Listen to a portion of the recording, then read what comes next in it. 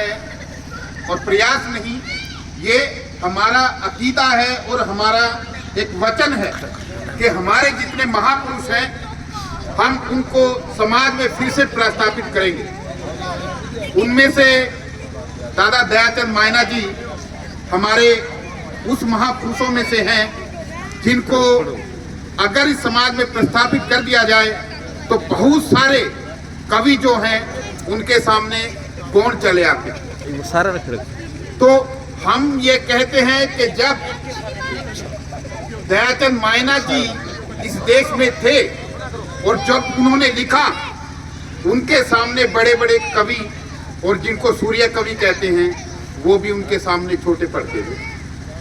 आज चाहे जितने भी विवाद खड़े कर दिए जाएं, लेकिन उन विवादों से वो बहुत ऊपर है। 31 साल जिन्होंने 31 किस्से लिखे वो छोटी बात नहीं होती। और 31 किस्सों में आप देखेंगे कि जितने रस होते हैं, चाहे श्रृंगार रस है, वीर रस है, चाहे वो एक प्रेम रस है या विराग रस है, उन सभी में वो माहिर थे। जहां लिखते थे, चाहे बड़े लिखवाए तो वो लिख देते हैं कि धोखा दे के परदेसी न डांटा ना करते रही। और जब बच्चे बैठ जाते हैं तो बच्चों के सामने भी कह देते हैं कि हलवे हलवे चाल देख दे आन लाग जपनी आ रही। तो ये जो चीजें हैं ये इतनी आसान नहीं है लिख देनी। किसी में वो विदा होती है तभी वो लिखा जाता है। कहने के लिए बहुत कुछ है, लेकिन हम इसको संक्षिप्त में इतना कहना चाहते हैं कि पहले भी हमारे महापुरुषों ने इस कम से कम इस धरती पर, हरियाणा की धरती पर अपना बहुत कुछ स्थापित किया। गन्नौर से हमारे रूपचंद सौदा जी होते थे।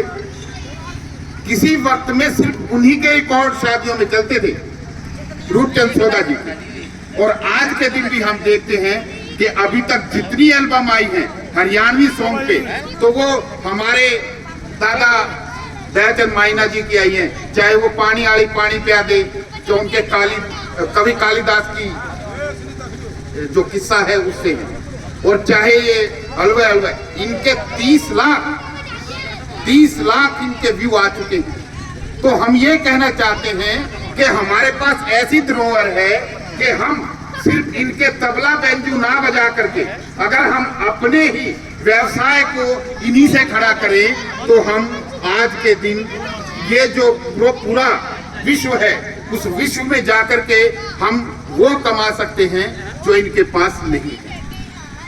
और दादा दयाचंद मायना जी ये उस वक्त है कि जब धनपत सिंह डूम के नाम से जाने जाते थे, और धनपत सिंह डूम के बाद में चाहे वो उसके बाद में एक और हमारे कवि होते हैं पाजे नाई के नाम से जाने जाते थे, लेकिन इनके नाम से किसी ने वाल्मीकि नहीं लगाया, इनके नाम से सिर्फ महाशय ही लगा रहा।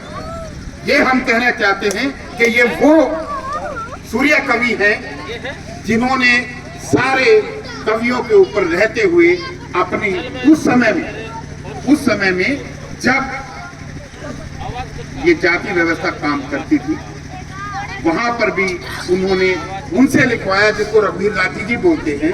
वो उनके गानों को लिखा करते थे और उनकी सरपंची हुआ करती थी, वो इनके गानों को लिखते थे और आज जाकर के वही साबित किया जा रहा है। तो हम ये कहना चाहते हैं कि हमारी जो सांस्कृतिक धरोहर है वो बहुत ऊंची है और इस धरोहर को हम बचा करके रखेंगे। और ये हमारा वचन है कि हम इनको वही मुकाम दिखलाएंगे जिस मुकाम के ये हकदार हैं।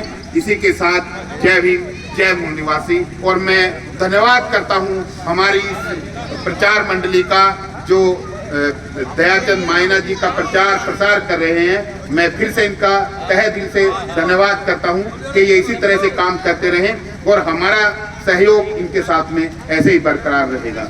जय भीम। बोलिए दादा दयाचंद मायना की जय।